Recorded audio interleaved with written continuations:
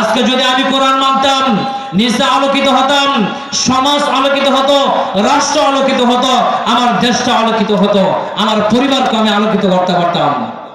আজকে দেখুন, বাংলাদেশ স্বাধীনতার 54 বছর হয়ে গেল। বাংলাদেশ স্বাধীনতার 54 বছরে যারা বাংলাদেশের শাসক ছিল, আপনি বাংলাদেশের 54 বছরে দেখেন, ঘুরে ঘুরে দেখেন, কোথাও আপনি আলো পাবেন না, কোথাও ইনসাফ ভিত্তিক কোনো শাসন পাবেন না। বাংলাদেশের যেখানে যাবেন অন্ধকার, জুলুম, নির্যাতন, খুন, ধর্ষণ, চাঁদাবাজি চলতেছে। কারণ এই দেশটাকে যারা শাসন করেছিল, এই দেশটাকে যারা শাসন করেছিল, যারা শাসক ছিল, তারা শাসনের পরিবর্তে শোষণ করেছে।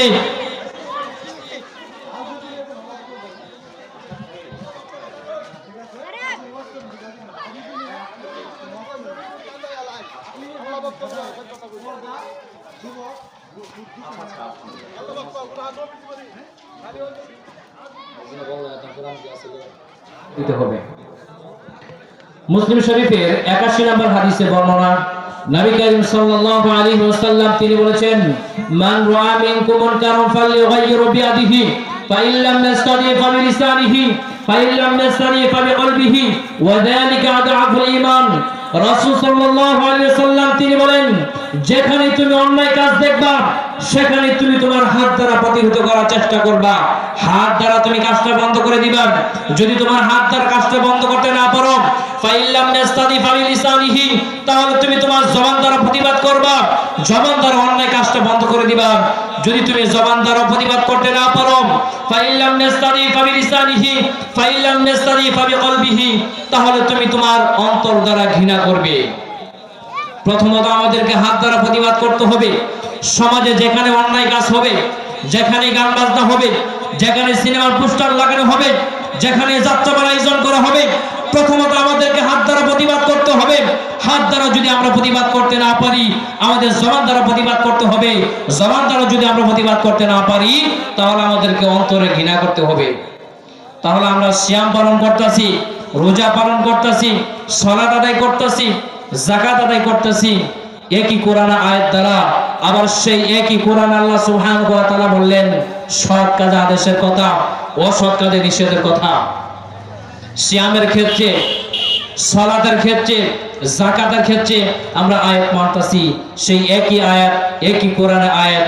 আল্লাহ বললেন সৎ কাজে আদেশ করতে হবে, অসৎ কাজে নিষেধ করতে হবে। আজকে আমরা যদি, আজকে দরিবারা এখানে যারা উপস্থিত আছি, আমরা যদি একটা সিদ্ধান্ত নেই, আজকে আমরা যদি একটা উদ্যোগ নেই, আজকে এই দরিবারের ভিতরে কোন মানুষ প্রকাশ্য দিবসকে গান বাজনা করতে পারবে না, প্রকাশ্য দিবসকে কোন যাত্রার আয়োজন করতে পারবে না, কোন নাটকের আয়োজন করতে পারবে না। যেখানে নাটক সিনেমার আয়োজন করা হবে, যেখানে গান বাজনা আয়োজন করা হবে, সেখানে আমরা প্রতিবাদ করব, সেখানে আমরা গান বাজনা বন্ধ করে দিব। তাহলে আমাদের এই দরিবারটা গান বাজনা মুক্ত করার সম্ভাবনা রয়েছে ইনশাআল্লাহ। আজকে যখন সেই কোরআনের আয়াত আল্লাহ সুবহানাহু ওয়া তাআলা বললেন অন্যায়ের প্রতিবাদ করতে হবে। আজকে আমাদের ব্যক্তিগত জীবনে শান্তি নেই, পারিবারিক জীবনে শান্তি নেই, সামাজিক জীবনে শান্তি নেই। ব্যক্তিগত জীবনে অন্ধকার, সামাজিক জীবনে অন্ধকার, পারিবারিক জীবনে অন্ধকার, রাষ্ট্রের ভিতরে অন্ধকার। সমাজ, পরিবার, রাষ্ট্র থেকে যদি আমরা অন্ধকার দূর করতে চাই, তাহলে আমাদেরকে কোরআন মানতে হবে। কিন্তু আজকে তো আমরা কোরআন মানি না। আজকে যদি আমি কোরআন মানতাম, নিজে আলোকিত হতাম, সমাজ আলোকিত হতো, রাষ্ট্র আলোকিত হতো, আমার দেশটা আলোকিত হতো, আমার পরিবারকে আমি আলোকিত করতে পারতাম। আজকে দেখুন, বাংলাদেশ স্বাধীনতার 54 বছর হয়ে গেল। বাংলাদেশ স্বাধীনতার 54 বছরে যারা বাংলাদেশের শাসক ছিল, আপনি বাংলাদেশের 54 বছরে দেখেন, ঘুরে ঘুরে দেখেন, কোথাও আপনি আলো পাবেন না, কোথাও ইনসাফ ভিত্তিক কোনো শাসন পাবেন না। বাংলাদেশের যেখানে যাবেন অন্ধকার, জুলুম, নির্যাতন, খুন, ধর্ষণ, চাঁদাবাজি চলতেছে। কারণ এই দেশটাকে যারা শাসন করেছিল, এই দেশটাকে যারা শাসন করেছিল, যারা শাসক ছিল, তারা শাসনের পরিবর্তে শোষণ করেছে।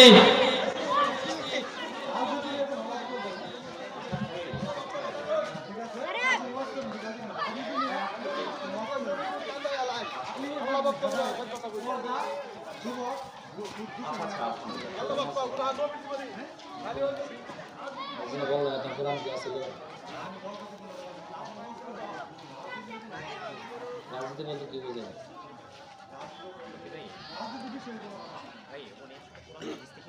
বাজনা বদল বলে কি রাজনীতি চইলো না না যদি আজকে খবর আদি অনেক গেছে ওদো আমাদের কান্দে আলাদা রোডে করি সাইডে করব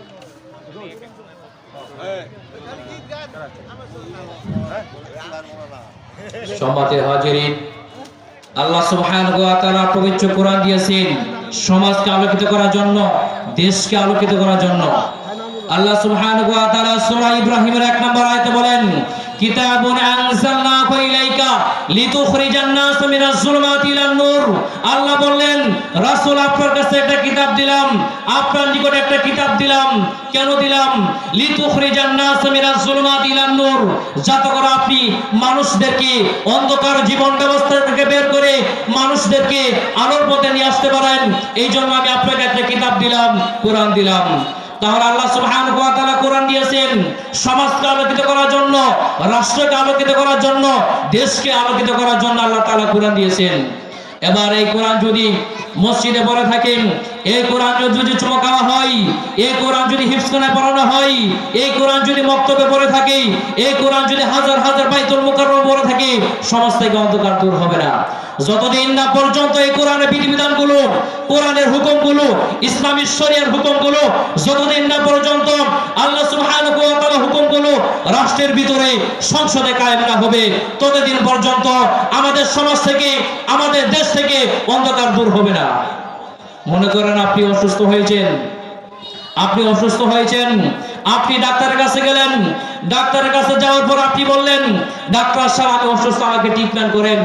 এবার ডাক্তার সাহেব আপনি একটা প্রেসক্রিপশন লিখে দিলেন। এবার এই প্রেসক্রিপশন যদি আপনি বাড়িতে আনার পর গলার ভিতর ঝুলাই রাখেন, আপনার রোগ ভালো হবে না।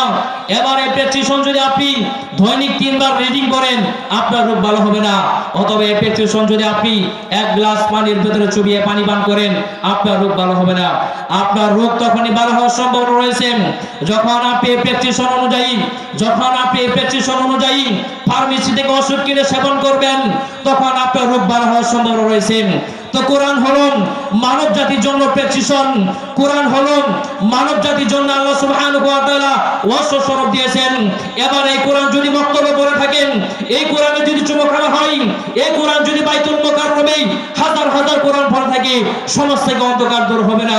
যতদিন না পর্যন্ত এই কোরআনের বিধিবিধানগুলো সংসদের ভিতরে, রাষ্ট্রের ভিতরে কায়েম না হবে, সমাজ থেকে অন্ধকার দূর হবে না। সমাজের ভিতরে চুরি একটা অন্ধকার।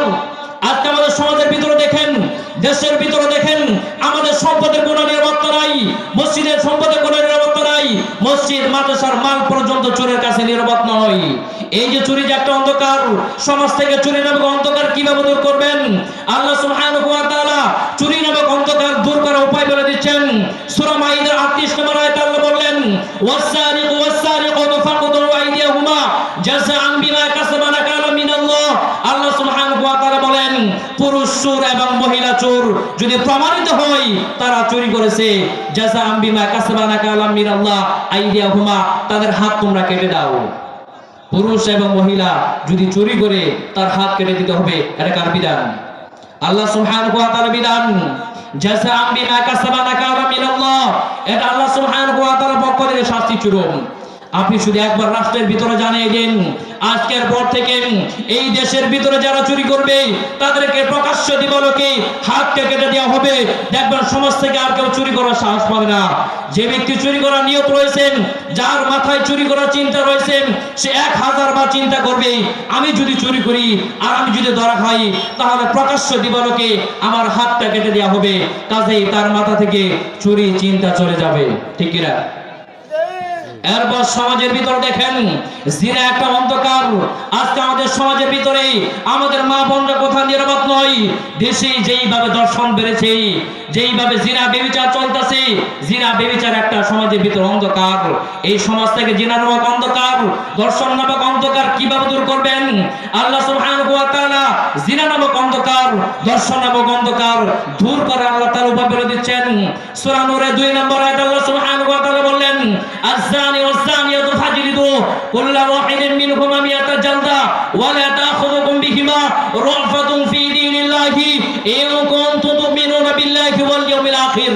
আল্লাহ সুবহানাহু ওয়া তাআলা বললেন, পুরুষ এবং মহিলা যদি প্রমাণিত হয় তারা জিনায় লিপ্ত হয়েছে মিয়াতা জালদা, তাহলে তাদেরকে তোমরা 100 করে বেত মারো। তার বিধান আল্লাহ সুবহানাহু ওয়া তাআলা বলে দিলেন, পুরুষ এবং মহিলা যদি প্রমাণিত হয় তারা জিনায় লিপ্ত হয়েছে 100 করে বেত মারতে হবে। দেখুন আমরা মানুষ, আমরা মানব জাতি, আমাদের ভিতরে দয়া মায়া রয়েছে। মনে করেন আপনার ভাই সমাজের ভিতরে চুরি করেছেন, এবার আপনি তাকে বিচার করতে যাবেন। বিচার করতে গেলে আপনি স্বাভাবিকভাবে আপনি কি করবেন, যেহেতু আমার ভাই চুরি করেছে আপনি চেষ্টা করবেন আমার ভাইকে শাস্তি থেকে বাঁচানো। কিভাবে শাস্তি কমানো যায় আপনি চেষ্টা করবেন। কিন্তু আল্লাহ সুবহানাহু ওয়া তাআলা বক্তব্য হলো ওয়া লা তাখুযুকুম বিহিমা রাফাতুন ফি দীনিল্লাহি ইন কুনতুম তু'মিনুনা বিল্লাহি ওয়াল ইয়াউমিল আখির। আল্লাহর বক্তব্য হলো শাস্তি চুল পরিমাণ কমানো হবে না, চাই সেটা আপনার ভাই হোক, চাই সেটা আপনার আত্মীয়স্বজন হোক, চাই সেটা আপনার দলের কেউ হোক, শাস্তি চুল পরিমাণ কমানো হবে না। আল্লাহর বিধান সবার জন্য সমান, আল্লাহর শাস্তি সবার জন্য সমান। নবী করিম সাল্লাল্লাহু আলাইহি ওয়াসাল্লাম তিনি বলেছেন, সহিহ বুখারী হাদিস, মুসলিম শরীফে কিতাবুল হুদুদে রয়েছেন, নবী করিম সাল্লাল্লাহু আলাইহি ওয়াসাল্লাম তিনি বলেছেন, লাউ আন্না ফাতিমা বিনত মুহাম্মাদ সারাকাত লাকাতাতু ইয়াদাহা। রাসূল সাল্লাল্লাহু আলাইহি ওয়াসাল্লাম তিনি বলতেছেন, আমার মেয়ে ফাতেমা যদি আজকে চুরি করত, আমি নবী লাকাতাতু ইয়াদাহা, আমি নবী আমার মেয়ের হাতকে কেটে দিতাম। রাসূল বলতেছেন আমার মেয়ে ফাতেমা যদি চুরি করত, রাসূল বলতেছেন আমার মেয়ের হাত কান কেটে দিতাম। দেখুন আল্লাহ সুবহানাহু ওয়া তাআলা বিধান, আল্লাহর বিধানের উপর আমল করা কাকে বলেন? এটার নাম হল ইসলাম। ইনসাফ ভিত্তিক বিচার ফয়সালা কাকে বলেন? রাসূল বলতেছেন নিজের মেয়েও চুরি করলে নিজের মেয়ের হাত কেটে দিতেন। তাহলে সমাজ থেকে যদি আমরা চুরি দূর করতে চাই, একবার শুধু যদি ঘোষণা হয়ে যায়, সমাজ থেকে যদি আপনি অন্ধকার, জিনা নামক অন্ধকার দূর করতে চান, একবার শুধু আপনি রাষ্ট্রের ভিতরে জানিয়ে দিন, সমাজের ভিতরে ঘোষণা করে দিন, আজকের পর থেকে যারা এই দেশের ভিতরে জিনা লিপ্ত হবে প্রকাশ্যে দিবালোকে তাদেরকে 100 করে বেত মারা হবে। দেখবেন সমাজের ভিতরে যাদের মাথায় জিনা করার চিন্তা আছে, যে সমস্ত যুবকের, যে সমস্ত মহিলার জিনা লিপ্ত হওয়ার চিন্তা রয়েছে, তারা 1000 বার চিন্তা করবে, তারা চিন্তা করবে আমরা যদি জিনা লিপ্ত হই আর আমরা যদি ধরা পড়ে যাই, তাহলে আমাদেরকে প্রকাশ্য দিবালোকে মানুষদের সামনে 100 করে বেত মারা হবে। কাজেই তাদের মাথা থেকে জিনা করার চিন্তা চলে যাবে।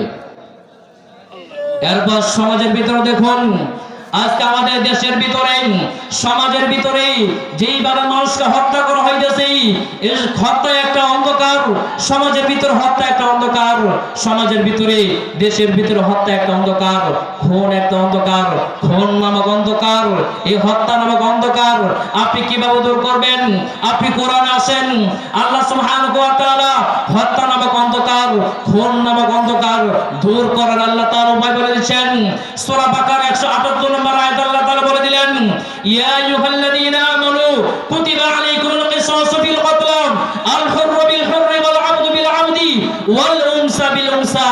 আল্লাহ সুবহানাহু ওয়া তাআলা বললেন, ইয়া আইয়ুহাল্লাযীনা আমানু, হে ঈমানদার সমাজ, হে ঈমানদারগণ, কুতিবা আলাইকুমুল কিসাসু ফিল কতল, তোমাদের উপর কিসাসের বিধানকে ফরজ করে দেওয়া হয়েছে। আল হুররু বিল হুররি ওয়াল আবদু বিল আবদি, পুরুষ কোন পুরুষ যদি কোন পুরুষকে হত্যা করে তাহলে তাকে হত্যা করতে হবে। কোন মহিলা যদি কোন মহিলাকে হত্যা করে ওই মহিলাকে হত্যা করতে হবে। কোন বাদী যদি কোন বাদীকে হত্যা করে তাকে হত্যা করতে হবে। তার বিধান আল্লাহ সুবহানাহু ওয়া তাআলা বিধান দিয়ে দিলেন। সূরা মাইদার 45 নম্বর আয়াতে আল্লাহ সুবহানাহু ওয়া তাআলা বলেন, আন্নান নাফসা বিন নাফসি ওয়াল আইনা বিল আইনি ওয়াল আনফা বিল আনফি ওয়াল উযুনা বিল উযুনি ওয়াস সিন্না বিস সিন্নি ওয়াল জুরুহা কিসাস। আল্লাহ সুবহানাহু ওয়া তাআলা বলেন, কেউ যদি আপনার চোখ উপড়ায় ফেলে তাহলে চাকু উপড়ে ফেলতে হবে। কেউ যদি আপনার নাক ভেঙে দেয় তার নাক ভেঙে দিতে হবে। কেউ যদি আপনাকে ঘুষি মারে তাকে একটা ঘুষি মারতে হবে। কেউ যদি আপনাকে দাঁত ভেঙে দেয় তার দাঁত ভেঙে দিতে হবে। ওয়াল জুরুহা কিসাস, জখমের বদলে জখম। তার বিধান আল্লাহ সুবহানাহু ওয়া তাআলা বিধান দিয়ে দিলেন। তাহলে আমরা যদি সমাজের ভিতরে যদি এই খুন নামক যদি অন্ধকার দূর করতে চাই, একবার শুধু রাষ্ট্রের ভিতর জানিয়ে দেন, এই সমাজের ভিতরে, এই দেশের ভিতরে আজকের পর থেকে যারা কোন মানুষকে অন্যায়ভাবে হত্যা করবে তাকেও প্রকাশ্য দিবালোকে হত্যা করা হবে। দেখবার সমাজ থেকে খুন চলে যাবে। আজকে যখন এই বিধানগুলো, আজকে যখন এই কোরআনের বিধিবিধানগুলো নিয়ে কথা বলা হয়, তখন এক শ্রেণী মানুষের গায়ের ভিতরে চুলকানি শুরু হয়ে যায়। তারা বলে এই কোরআনের বিধিবিধানগুলো এখন চলবে না, এগুলো বর্বর আইন। বলে নাউজুবিল্লাহ। দেখুন আল্লাহ সুবহানাহু ওয়া তাআলা তিনি যে আমাদেরকে এই বিধানগুলো দিয়েছেন, আমাদের নিরাপত্তার জন্য আল্লাহ তাআলা এই বিধানগুলো দিয়েছেন, আমাদের মা বোনদের নিরাপত্তার জন্য আল্লাহ তাআলা এই বিধানগুলো দিয়েছেন। মনে করেন আপনার বাড়িতে একটা কুকুর প্রতিদিন ডিস্টার্ব করে, আপনি তাকে একদিন পিটানি দিলেন, একদিন বিড়ালকে মারলেন, কুকুরকে মারলেন, দেখবেন সে চলে গেল। পরের দিন যদি বিড়াল আসে, কুকুর আসে, তখন তাকে শুধু একটা লাঠি দেখাবেন। লাঠি দেখানোর সাথে সাথে দেখবেন আপনার থেকে 300 হাত দূর থেকে সে চলে যাবে। দ্বিতীয় দিন এই কুকুরকে আর মারা লাগবে না। এবার আপনি কি বলবেন যে এই কুকুরকে মারা বর্বর আইন? মূলত কুকুরকে মারা মেন টার্গেট নয়, মূলত টার্গেট হলো কুকুরকে তাড়ানো। মূলত সমাজের ভিতরে যারা জিনা করবে তাদেরকে বেতবার উদ্দেশ্য নয়, সমাজের ভিতরে যারা চুরি করবে তাদের হাত কাটার উদ্দেশ্য নয়, সমাজের ভিতরে যারা মানুষকে অন্যায়ভাবে হত্যা করবে তাকে হত্যা করার উদ্দেশ্য নয়। মূল ব্যাপার হলো, মেন টার্গেট হলো সমাজ থেকে চুরি দূর করা, মেন টার্গেট হলো সমাজ থেকে জিনা দূর করা, মেন টার্গেট হলো সমাজ থেকে হত্যা দূর করা। একবার শুধু রাষ্ট্রের ভিতরে আইন চালু করে দেন, আজকের পর থেকে যারা জিনা করবে প্রকাশ্যে দিবালোকে তাদেরকে বেত মারা হবে। আজকের পর থেকে যারা চুরি করবে প্রকাশ্যে দিবালোকে তাদেরকে হাত কাটা হবে। আজকের পর থেকে যারা যারা এই সমাজের ভিতরে মানুষকে অন্যায়ভাবে হত্যা করবে তাদেরকে প্রকাশ্য দিবালোকে হত্যা করা হবে। দেখবেন এই দেশের ভিতরে যাদের চুরি করার চিন্তা আছে তাদের চুরি করার চিন্তা চলে যাবে, যাদের জিনা করার চিন্তা আছে তাদের মাথা থেকে জিনা করার চিন্তা চলে যাবে, যাদের মাথায় খুন করার চিন্তা আছে খুনের চিন্তা চলে যাবে। তখন আমাদের দেশটা শান্তিপূর্ণ দেশ হবে ইনশাআল্লাহ।